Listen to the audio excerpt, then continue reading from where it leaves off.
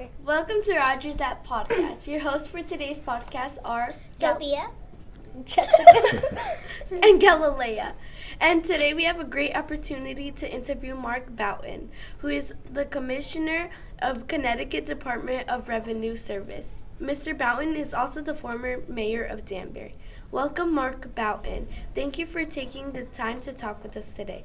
Our goal is to help viewers learn more about potential jobs and careers in our community. We really appreciate you joining us. Thanks. It's great to be here. It's freezing outside, but I got to tell you, coming into Rogers Park, I've been here in a couple of years. Things are really going in the right direction here, so congratulations. I heard you're very professional with this. Is that very professional? Okay, all right. Okay. Can you tell us a little bit about yourself and where you're from? Sure. I was born and raised in Danbury, Connecticut, right here. I was educated in Danbury Public Schools. I went to Broadview and Danbury High School, and I was educated at Central Connecticut State University, and I have a master's degree from Western Connecticut State University. I did a little time in the Army, but I spent almost 99.9% of my life here in the city of Danbury. Okay. Sophia. I'm not asking because you already said. We're very professional. Very professional. Sophia, what do you got? Where did you go to college and what did you study? Okay, so I went to Central Connecticut State University. That's in the middle of Connecticut. I studied history, and I had a minor in education, and I graduated in 1987, 88, 87, sometime around there. I definitely graduated, though. I'm pretty sure, yeah. Can you describe your job as the Commissioner of Revenue Service? Yeah, so what I do is we have about 600 employees that work for me, and we collect $22 billion in taxes and fees each and every year. Right now we're at the middle of our filing season. This is when people file their paperwork, all of your parents and relatives and things like that, all your adults in your life. Mr. Badish, everybody will be filing their income tax now till April 15th. So we collect all this information, we process it. If we owe you money, we give you money back. If you owe us money, we collect a check from you. Those monies are called, as we know, taxes, and taxes pay for your schools, the teacher, the police officers, the firefighters, all the government services that all of us use each and every day. Can you just, how does someone become a Commissioner of Revenue Services and Mayor? Yeah, so I had been, my first career was a teacher. I taught social studies at Danbury High School for roughly 15 years. And I never really liked politics. I didn't want to get involved in politics, but somehow I got involved, and next thing you know, you're doing this, and then you're moving to that, and serving on this committee and that committee. And eventually, in 1998, I ran for state representative. That's a job that works up in the Capitol, and I got elected to that, and got elected again in 2000, and then in 2001, the mayor at that time decided he wasn't going to run for mayor anymore, so I decided to run, and nobody thought I was going to win. I didn't think I was going to win, but I figured I'd have some fun, right? So in 2001, I ran for mayor and was elected, and then I was elected 10 times after that. So that was just about 20 years I was mayor here of the city of Danbury. I heard that you were the mayor for the longest time in Connecticut's history, or Danbury's history. Danbury's history, not Connecticut, but I always say, there are mayors who have served longer in other parts of the state, but they're smaller cities, so it's a lot easier, right? Here in Danbury, the races are always very competitive. It's a lot of work. So I'm pretty proud of 10 terms. That's a long time. And then Governor Lamont asked me to become the Commissioner of Revenue Services, which I had never thought about, but he kept bugging me about it for like a year or so, and finally I said, it's time maybe to move on a little bit and give somebody else a chance to be mayor. What education is necessary for the Commissioner of Revenue Services? Well, I can tell you, ideally, you should have some kind of accounting background. I don't have an accounting background, so I had to learn what I know on the job. So 20 years as mayor, working on local municipal budgets here in Danbury, has helped me prepare myself to become the Commissioner of Revenue Services. And also working in the General Assembly in the state legislature, you had to understand how we tax people, right? So without that training, I wouldn't have been able to do it. So you really need to understand how government works, how our tax system works, and a little bit of accounting would be helpful. What qualities do you think are most important for this position? Well, number one, I'm an administrator, so my job is to manage a lot of employees. So, got to have a lot of patience. You have to have a good understanding of human resources and how people interact with each other. You got to be willing to understand all of the state regulations as it applies to people and how they act. You have to make sure that you are willing to listen to your boss, and I report directly to the governor of the state of Connecticut. And so I have to make sure that I'm on the same page as he is in terms of what he wants to accomplish, or she. So there's a lot of different traits that come into that, and you got to be creative, right? I mean, you should come to the table with some ideas, not just do the same thing over and over again. What is your work schedule like? Generally speaking, so I have really two roles in state government. One is Commissioner, Department of Revenue Services, like we talked about. The other one is I'm responsible for the state's infrastructure, roads, bridges, airports, things like that. So between those two things, I spent a lot of time driving to various parts of the state, to towns and cities. Yesterday I spent the day in Bristol looking at all of their needs and concerns, and then the other time I'm usually in my office in Hartford. A couple days a week, not a couple days a month, I'll work from home, which I can do. So it's busy. I end up doing a lot of driving. What is the biggest challenge of your job? That's a good question. What is the biggest? I think my job is very, very complicated. So trying to explain to people what they have to pay, why they have to pay it in a way that they can understand can be a real challenge. Because nobody likes to pay taxes.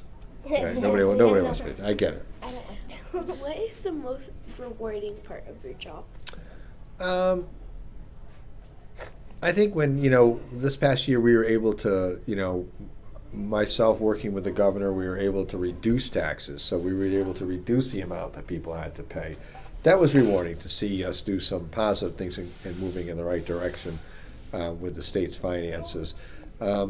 But also I like, when I hire somebody brand new, maybe a young person who's 21, 22, it's their first job. It's fun to watch them get hired and then begin to develop into their position and then grow into their job. So that's always a good time as well. What made you interested in a career in government? I always wanted to help people, right? So government is not a career where you're going to get rich, unless you're stealing money, and that's not good, right? So you can't be doing that. So I just enjoy helping people, solving problems, and hopefully making things move in a better direction. So you definitely don't do it for financial gain. Like if you want to get rich, you got to go do something else. But you do it for a feeling of satisfaction that you've helped people live a little bit better life. You were also a teacher, and also in the Army. Yeah. Can you tell us a little bit about these jobs? Sure. Well, first of all, I left Danbury High School. I still liked my job. I was happy. Maybe some of you all have had a teacher over the years that was like their last year, and they'd been teaching for 35 years, and they were grumpy, and they didn't want to be there. I loved working with kids, and I loved working with students. I had a lot of fun. So when I left, I was sad, that I wasn't going to be a teacher anymore. But also, I wanted to try different things and new things. So I liked working with young people. I enjoyed, I even did a little bit of coaching, was fun. We also did a lot of work on the musicals at Danbury High School. I mean, there was just all kinds of great programs and ways to interact with young people to try to point them in the right direction. That's always fun, and it's a great job to have. In terms of being in the Army, I learned the value of teamwork and working together. And look, you don't make a lot of money in the Army either, but the point is that you're doing something that's important for the country. And when you work together and an operation or a mission or whatever the issue is comes out correctly, because everybody was doing what they were supposed to be doing when they were doing it, it's a really cool feeling of satisfaction. And I learned a lot about leadership and how to lead people and get them to do stuff that they don't want to do by sharing with them how important it is that we do the mission or the project or whatever we were working on. What were your responsibilities as mayor? So the mayor is the chief operating officer of the city of Danbury. In Danbury, we don't have a city manager. The mayor is the boss, right?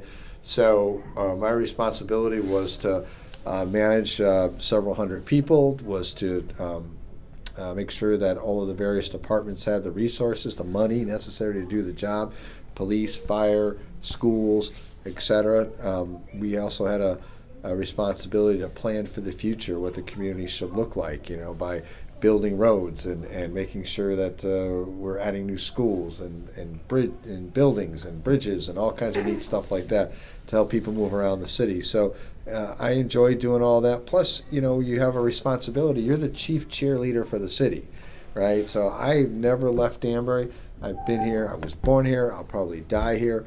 And I was dedicated to this community and to the people that live here. And so you have to really love the city and love the people that live in it. And that's, if you ask me what I miss about being mayor, I miss the people. I enjoy people. I like meeting with people, talking to people, finding out their problems and how I can help. And I miss that part of my job. As a former mayor, how did you help the Danbury community? Yeah, so over 20 years, we were able to balance 20 budgets. We had the highest credit rating in the history of the city, a AAA bond rating, which means we could borrow money at the cheapest. We were able to build a new police station, a new fire station, multiple schools that we built, added additions to Danbury High School. We created thousands upon thousands of jobs working with private industry. We did a lot of really, really important things. We were the safest city in Connecticut for years running, probably 7 or 8 years. And in 2016, I think we were the third best city in the United States of America for quality of life. So I'm proud of the job I did, and I'm proud of the position that Danbury was in when I left it, because I handed off the keys to folks to be able to build on that. So every mayor will come in and do something a little bit different, try to finish projects that were started under the previous administration, but also develop their programs and vision, and I did that as well. So I left Danbury in great shape financially, as well as in terms of the services that we provide for our residents. What do you miss out about being the mayor? Yeah, I kind of talked about it a little bit earlier. I miss the people. I mean, I love talking to people. Sometimes when you're in politics, you either politicians either like to do the politics part, right, and go get elected, or they like to do the governing part, but they don't like to do the politics. And if they're a politician, they don't like to do the governing. I like to do both. I like to run for office and do the job of being in office. So I miss the people of Danbury. I still talk to them a lot. I still live in Danbury, but it's not the same because you're not the mayor anymore. But I enjoyed it. I really like people a lot. Now we have some middle school questions. Uh-oh. What kind of questions? Middle school. Are we going to be questions. professional? Yes. All right, we're very professional here, I was told. All right, go ahead. Fire away. What was middle school like for you, or what are your favorite middle school memories? Okay, so middle school when I was at Broadview was called junior high, and it was grades 7, 8, and 9. So grade 6 was at the elementary schools, and then you went to Broadview and Rogers Park. So we had like our own sports teams.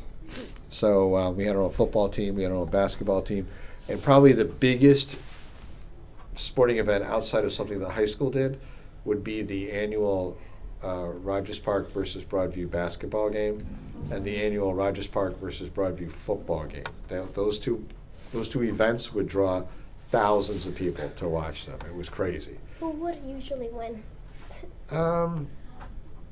It would go back and forth. It would depend on the year who had better athletes. At the end, they all came together to be Danbury High, right? So Rogers Park did pretty well in the basketball, if I remember correctly, and we used to play right here at the War Memorial, and it would be filled. Like there were hundreds, if not thousands, of people there. It was crazy. I wish I still did that now. Yeah. It was fun. It was fun. It was a big deal.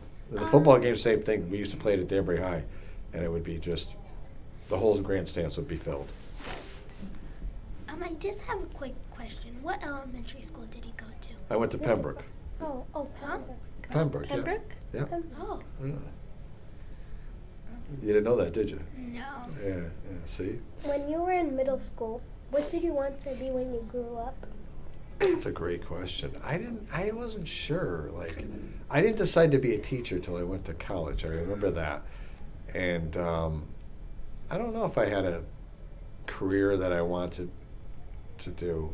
That's a really good question. I have to think about that one. But, once I got to college, I realized that I wanted to be a teacher. I wanted to work with young people. And back then, my first job paid $12,000, which is like nothing.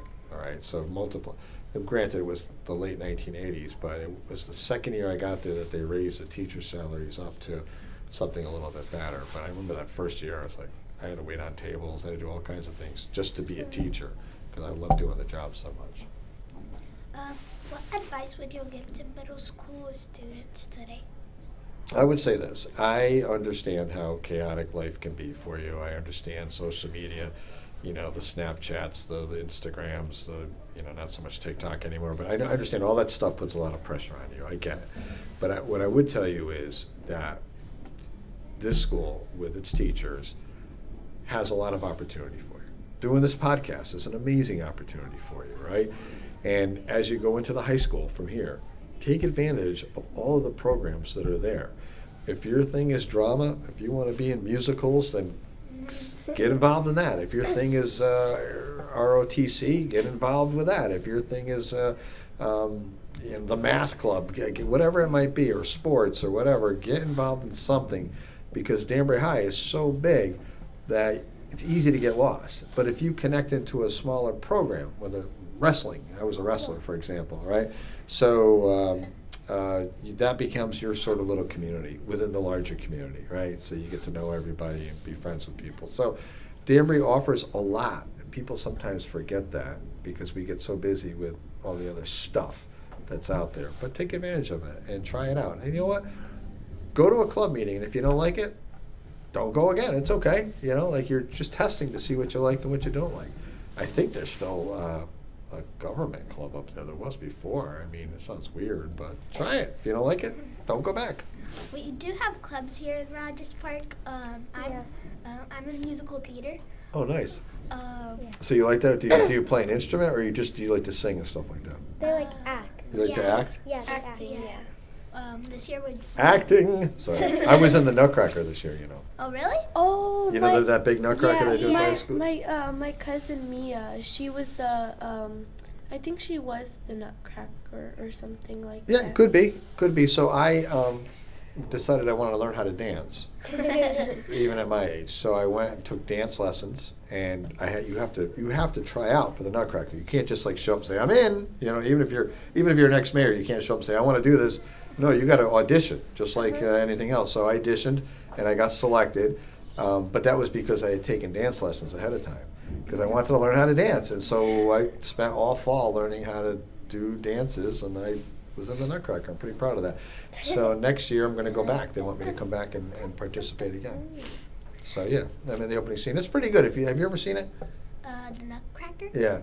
I wasn't going to go this year, but then something next year. happened, and then Yeah, if you can go next year, you should check it out. Now, the weird part about it is that there's no talking in the whole show, which is weird. Really? It's a ballet. It's a ballet/musical. Oh. Yeah, because... But you can figure out what's happening by watching how the actors move around and what they do. So then you can kind of figure out what they're The up to. drama, their My- position. Yeah, but it's not for everybody. But they sell out 3 nights. We were sold out. 1,400 people were there. Ooh. So it was a lot of That's a people. lot. Yeah. I was gonna go see my cousin, but I had something to do, so Yeah. I couldn't make it. Yeah, well, they'll do it again next year. They do it every year. It's a lot of fun. I strongly recommend it. I used to hate it because I didn't understand it, But then once I watched the whole thing all the way through, I finally I got it. Yeah. So just Just a little tip. So anyways, that's the kind of stuff I like to do. And they have that stuff at Danbury High. There's a million different things that you can do out there. They have a great spring production, right, that they do with all kinds of plays every year. So you should check it out. Now we're in the fun questions. All right, fun questions. Here we go. Be professional. Yeah, just kidding. What kind? Wait, go. What kind of music do you enjoy? So I like 90s rap. I Oh, listen to rap. Biggie Okay. Smalls. I listen to a lot of that kind of stuff, Tupac, things like that. I'm an East Coast guy though, and then I do like more current country music. I listen to that, so I kind of mix it all up. I don't really particularly like any one. I don't really get into I have an ex-student that's really big in the electric music stuff. You know, what do they? There's some term for it, right? You know, in the techno music, whatever. He's really popular in Is it. he like a DJ? Yeah, he's like a DJ. His name is TJR, so you can see him on Instagram or whatever. Anyway, so I sometimes listen to him only because he was my ex-student. But if you said, what do you really like?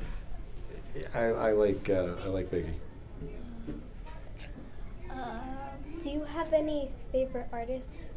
Yeah, so on the country music side, I listen to Eric Church, Kenny Chesney, and a bunch of people like that. I'm just trying to think out loud here. And then on the rap side, like I mentioned, I listen to Biggie Smalls, and I listen to Tupac and other people. So, but I like the older stuff. I don't like the new stuff. Some of the stuff is a little bit too rough for me. So I like, you go back a little bit to the 90s. It's a little, I don't like all the violent stuff. Who has been the most influential person in your life and why? Yeah, so I study Abraham Lincoln and I collect Abraham Lincoln stuff, which I find. One time I was in a barn in Vermont and I found a little tiny charcoal drawing of Lincoln, and I went and asked, it was like a tag sale, and I asked the guy how much he want for it. He said $5, so I gave him $5. That little thing is worth $5,000 because it's a period piece that was done during the 1860s. And you gave it to him for $5? Well, you didn't know it at the time, so I didn't even know it was worth that much at the time. So I had to appraise, and it's worth a lot of money. But anyways, so I collect that stuff. I find him to be a fascinating person who pulled the country together at a horrible time in our history, and kind of figured it all out. So I can't read enough about him, and I've been to his home in Illinois, and I've been to Ford's Theater in Washington D.C., and I've been looked at every possible piece of art about him. So I enjoy it. That's cool. Yeah. So he would be the most influential. Oh, wait, never mind. Oh, wait, I'll go. What's your favorite thing to snack on? Great question. All right, so here's a weird thing. I am infatuated with McDonald's. Oh. And it's really bad. I understand. So I try not to eat a lot of McDonald's, but I have studied the story of McDonald's. I have watched, there's a great movie called The Founder, which is pretty true to form as what happened and how McDonald's started. And I constantly, I will go to pretty much anywhere I'm at, I'll at least go to McDonald's once to check it out, to see it. Because it's one of the things that you can find, in America, you can find a couple things. One, pretty much every city and town you can find a court, you can find a police station, and you can find a McDonald's. Yeah. And sometimes a church too, right? So I always try to visit the McDonald's in the area just to check it out and see how Is well it's being McDonald's run. bad for you? It's terrible. I think it's because it's fast. It's it's just the worst. But and what's fun fact here, the McDonald's, if you like soda, so they use a special syrup because McDonald's has been the largest customer in the world for Coca-Cola. So they get special syrup from Coca-Cola to make their soda, better? and it tastes better than if you buy it off the shelf or if you buy it somewhere else. Oh. So it's kind of cool. But I know it's weird. It's weird. So will I eat a McDonald's hamburger? I probably have 4 a year, maybe one. I don't eat them all the time, but I go into stores all the time, so people think I'm weird because I just like to look around. In fact, they closed the McDonald's museum. Was in Illinois. I was really upset. Museum. They have an exam, yes, in Chicago. There's food in there so you can eat it? Fun fact, they called it store number 1. Ray Kroc, the guy who actually franchised McDonald's and opened them all over the country, called the Illinois store number 1. The real number 1 store was in California from the McDonald brothers. There were two brothers. One was, can you take a guess what one's name was? There's a sandwich named after him. Sandwich?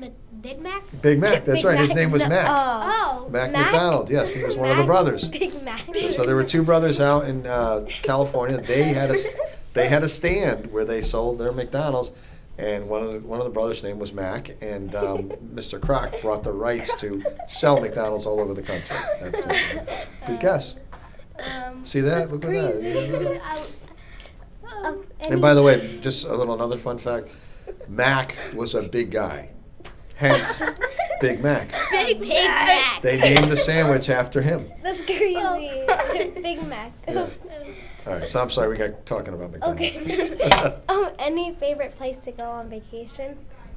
So I live in the Dominican Republic, and I Ooh. try to go there like at least twice a year. I have friends that are down there now, and I've met people, and I do go to the resorts and like Punta Cana or places like that, but I also know people in the towns and villages, so they'll pick me up at the airport, wait for me, we text back and forth, I'm coming, I'm not coming, and it's been that way since the mid-2000s, so it's been great. In the U.S., I go to Florida probably a couple of times a year. I enjoy Florida, but my go-to is the DR. I've always wanted to go to the Dominican Republic, especially to Punta Cana, yep. I don't know how to say it. That's right, you said it right, Punta Cana, yep. Yeah. It's I've beautiful. always wanted to go there. The food Yeah. is, so when I first started going to DR back in the 2000s, they didn't really know how to like do hospitality, where you go to a hotel and they make you feel comfortable, do you need a towel, whatever, they didn't know how to do that. The places were beautiful, they just didn't know it, but now they've learned, and that business has become a big business in the DR, the tourism. So the food went from being, like bring crackers with you, to now it's like really good food. It really looks good and it Amazing. tastes good. So yeah, it's become amazing and it's a good price. Very, very inexpensive. So yeah, it's a good place. I strongly recommend. What is your favorite sport? I like to watch football, and when I play golf a lot. That's my favorite sport that I do. But I also have some other weird things, like I'm a big NASCAR fan, which is the racing around the circles, all left turns. People laugh at me about that, but I enjoy it. And I like college basketball. I watch a lot of college. UConn. I did the racing cars last year. It's kind of like a place you go in Stanford, I think. Oh yeah. Yeah, and then I got Is it indoors? Yeah. Yeah. That's cool. Yeah, The go and I karts. did it, and I got first place. You did? Yeah, on the Wow. That's cool. There's another one over in White Plains, I think. We used to have one in Brookfield, but it got shut down for some reason. But yeah, it's fun. It's a lot of fun. What's your favorite place or restaurant in Danbury? Oh, great question. What's my favorite? So I go to Dolce a lot out on Mill Plain. I also like Zen for the hibachi. You like hibachi? Oh. Yeah. And my Italian go-to is Dolce. I go to Chuck's, which is just reopened a lot. So there's a lot of great restaurants in Danbury, but I know how to eat. Believe me, I know all the good ones. I like Chuck's. I went there. I And went Minas there- Carne too. I like Minas Carne. Oh, I always wanted to go there too. You've never been to Minas? Oh, you gotta no, go there. I have to go. I want Oh, to it's go the with my best. sister. But I went to Chuck's once, and Chuck's Steakhouse, yeah, right? yeah. And they Seeger reopened Street, it. yeah. Yeah, it's good. Thumbs up from this I love reviewer. that thing. Okay, so let's hear that. When I'm not at McDonald's. Playlists or podcasts? Both. I do a lot of driving, so I have playlists that I make up, and then my partner, she's an attorney, and she does some driving too, so she steals my playlists all the time and listens to them. Plus, if I go in her office, my playlist is playing on her music while the customers are waiting, and then I will listen to podcasts. I'll listen to this one. I listen to Joe You should Rogan. I listen to subscribe. Smartless. I'm trying to think of my favorite one. There's. Can I tell you my favorite podcast, or are we running out of time? Sorry. Yeah, No, you I'll be can tell quick. us. So my favorite all-time podcast is called Small Town Murder. Now it sounds weird, I know. Okay, so it's two comedians, and what they do is they take you to a town, and anywhere in the U.S., and they describe the town to you. So half the podcast is just describing the town to you. They'll actually read from the paper. They'll tell you how much it is to rent a place or buy a place. They'll tell you what the events are. They read like all events for the summer, like, oh, there's a cherries festival and there's a strawberry festival. So it's really funny, right? And then they'll get into the murder, which they don't make fun of the person, they don't laugh, but it's actually can be kind of sad. But they'll explain what happened and then what was it. But the whole point of it, I like the first 30 minutes of it, 45 minutes of it, is when they describe the small town. Because you get to learn about all these different places in the U.S. that people live in and how much it costs to live in there or whatever. And they're funny. They're really funny. So they're my guys. So just listen to it and you'll understand. I'm not saying it because I'm making fun of murder. It's terrible. I'm just you have to listen to it. So yeah, I like podcasts too. Weekends or weekdays? I'm a weekend person. I am the bowling coach for a team of the little balls, the duck pin balls. So I enjoy doing that.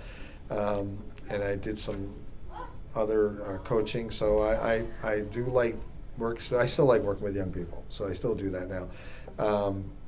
But yeah, I like my weekends. No question about it.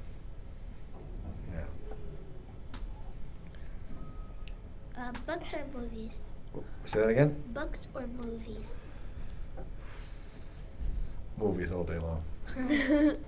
No, I don't read as much anymore. I do a lot of audible listening to books. It used to be books on tape. Now it's books on. They download the book and they put it on. Did you guys have Walkmans too? Why are you cracking on me? Walkmans are from like 1942. But I love Walkmans. Do you think I was around when Lincoln was president? No. No, yeah. Of course I had a Walkman. I had a Discman. You know what a Discman was? They would take the CD and you would put it in there, and then it would spin the CD around. So you went from a tape, that was the Walkman, and then you had the disc, because everybody was listening to CDs. And then I had, and they don't have them anymore, which I still think are pretty cool. I wish I could find I had an iPod. Oh, yeah. Oh, yeah. Right? I have an iPod at home, but we can't find the chargers. So. Yeah, right? And it's not a phone. There's no phone on it. You just can listen. You can download like 15,000 songs or whatever, and make playlists and everything else. So I used to use my iPod all the time. It's tiny. I had a Nano. Remember the one that just plugs right on you? My mom has one. It's like silver and like has black on the top and the bottom, and it like has like a screen. Like no, the charger is like kind of thick. Yeah. It's very wide. They had a special charger for that thing. Yeah. Now I see if I think we might have thought of a product here. What about if we did the tiny iPod, the Nano, right? That it just clips on. It's like this big, and then Bluetooth it, right? So you would. Oh wait. Right? No, you'd Wi-Fi it, right? You have to Wi-Fi it. You could download songs and you could Wi-Fi it. So you didn't need your headset; could just be Bluetooth. Like you didn't have to have the wires hanging down. He just invented. That's it, right? I would wear that all the time. Put it on, and then because the phone is kind of clunky, right? So you gotta set the Bluetooth up with the phone, and then if you screw up and push something else, I butt dial somebody or whatever. You guys probably do the same thing, and I'm like, oh no, I'm sorry, and I'm trying to just listen to some music. So I always try to like plug in my headphones and then the phone at the same time. I put the phone in my pocket, but the earplugs just come right out. Yeah, and then if you go in your car, it probably happens in your parents' car. The car picks up your phone, and now you lose. If you're talking to someone, I don't know. We got to do better on that. We got to come up with an invention for that. Yeah. We can make a lot of money, tremendous amount of money. We'll be rich. Right. Favorite book or movie? Oh wow, you got good questions today. So my favorite book is a book called Team of Rivals by Doris Kearns Goodwin. It's about how President Lincoln, when he got elected president, he brought in everybody that ran against him, and that was his enemy, and he made them part of his team. So it was kind of cool the way he did that, right, to help bring the country together. So it's a really good, well-written book. She's one of my favorite authors. And then book and movie, right? So I got a lot of favorite movies. Godfather is like the best one ever if you're a little bit older like me. I just saw. I love musical biographies. Like I just saw the one about Bob Dylan in the movie theater, and There's one out there about Johnny Cash. It's really good. Walk the Line. You know, I don't know. I like a lot of. I watch a lot of movies, so I know like a lot of stuff about. So I don't know if I have any one particular favorite. They're all pretty good. I have a quick Goodfellas question. is really good too. I have a quick question. Yeah. See, have you ever watched Chronicles of Narnia? I've seen pieces of it, not the whole thing. Oh. Did you like it? I like the Winter Closet one. Okay. Or the Secret Closet. I Yeah. don't remember the exact name, but that's like my ultimate time favorite movie. Yeah. Really? Yeah. How about streaming? Like I'll watch.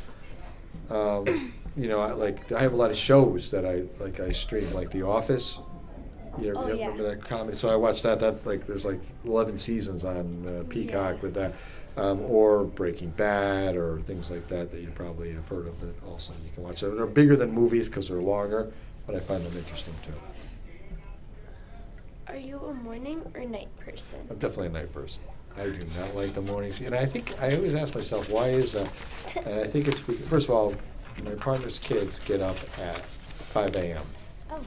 I hate being up at 5 o'clock in the morning. So I always ask why that is because when I was in the Army, we talked about that earlier, we would have to wake up at around 4:45. Oh. And I never liked being up that early. So I think it's part of my, like I'd rather get up around 7:30. And then, but I'll stay up late. I'm a night owl. I tried waking up today at 5:30, and I ended up waking up at 6:30. Yeah, it's hard. I'm not an early person, but I'll be up all night. Like I freak people out because I'm up at like 3 o'clock in the morning walking around. Oh, whoa. I can't sleep. I don't sleep I love sleeping. because I worry too much. I worry about things. I worry about people. I worry about the city. I worry about all kinds of stuff. I'm sorry. Go ahead. We're almost done, right? Yeah, we're almost done. Good. Okay. Good job. Not that I want to go anywhere. I just you guys got you're professional. We're very professional. Yeah, we're very professional. Okay. Being the commissioner or being the mayor? Being the mayor all day long. I make way more money now, but my mother always told me when I was growing up, when you asked me a question earlier, like was in middle school, did I know what I wanted to do? I'd always ask my mother that, and she's like, listen, it doesn't matter what you do, but whatever you do, like make sure that it makes you happy, that you're happy at it, right? And then if you do that, then you'll make enough money to survive. And so when I was teaching, really happy. Love kids, love you guys, love working with young people, love trying to help them, love trying to, sometimes we have broken families and trying to help with the family and, you know, tutoring people and things like that. Loved watching them go on and move to high school and then move to college and then become, I mean, I have students today that are like in their 40s that come up and see me and they're like doctors and lawyers and teachers and professionals and it's really cool. So that I loved. Love being the mayor too. Same kind of concept. Didn't make a lot of money. You don't get rich being the mayor, but I had a lot of fun. And there wouldn't be a day go by that I wouldn't laugh. My job now, very intense, very like a lot of stuff you have to do to make sure that the state runs correctly. And so it's hard, it's a hard job. But it's an honor to do it. So, but I miss being mayor. I just like people. I like Danbury people. Okay, finally, what advice would you give to a middle school student who is interested in working for the government or being a mayor in the future? So here's what I would say. I was not a good student. Oh. I was not a good student. Not that I couldn't be a good student. I had a lot of things in my life that were going on, like all of us do, that distracted me from knowing from being, like my mother was wonderful. It's a long story, but my point is that I could have been a way better student. So I would say to people, listen to your teachers. I know it sounds corny sometimes, but do what they tell you to do. They're telling you to do something for a reason because their knowledge, they've already lived through the time that you're at. So they want you to become successful. For you to become successful, you should listen to them and position yourself. But you're not limited by what any adult tells you. And when I was growing up, I would have adults tell me, oh, you should go cut grass. Or, oh, you should do this. And those are very good jobs and very noble jobs. And people who do that, I honor them and thank them for doing that. But they didn't have any hope for me because I wasn't a good student. And I took somebody, another adult, when I just started college, who said, hey, I want to talk to you, and pulled me in his office. He said, I read your paper. And he said, you are really smart. You are smart. You are a smart person. Stop thinking that you're not smart. Stop letting people tell you that you can't do something and that you're not smart. And when that person did that for me, it was like a switch going off. It unlocked something for me. After that, I never got less than an A in any course I ever took my entire life. Only because as one adult, when I used to get yelled at and beaten down because I couldn't sit still and everything else, this one adult pulled me aside and said, you are smart. So I guess my advice would be is don't be locked in by what people tell you, that you can be successful in any part of your life. Don't wait. Listen to these teachers. They're here for, we spend, I'm a taxpayer too here. We spend a lot of money on our teachers to make sure that you all are prepared for the future. But understand that sometimes life, you'll find your career. It won't just, very few people can, how old are you? 11. You're 11. Very few people at 11 can say, I'm going to be a doctor, and be a doctor. It's hard to do. So a lot of times, what we know is that people fall into a career. I fell into being mayor. I didn't set out to be mayor. I didn't have a plan. I was going to be mayor, then I'm going to be senator, then I'm going to be president. I didn't say that. It just happened, and I loved what I did. So I would encourage everybody to don't limit your horizons, open up your horizons, and you're capable, you truly are capable of anything if you really want to do it. I don't know. That's kind of corny, but it's true. And I just want to say, teachers in the Danbury Public Schools were phenomenal. They're wonderful people. So I don't want them to watch this or read it, hear this and think they helped me out a lot. I wasn't ready to be helped at that time, though. Not till that one person said something. Okay, I'm sorry. Okay, go ahead. That concludes our discussion with Mr. Mark Boughton, who we truly appreciate you spending time with us today to tell us a little bit about yourself and your profession. Well, thank you. It's an honor to be here at Rogers Podcast. Love to come back in a year or two, and we can maybe do something about taxes. That's really exciting. Just kidding. About McDonald's. We could talk about McDonald's, right? I got a whole. I could eat up a whole podcast just on McDonald's.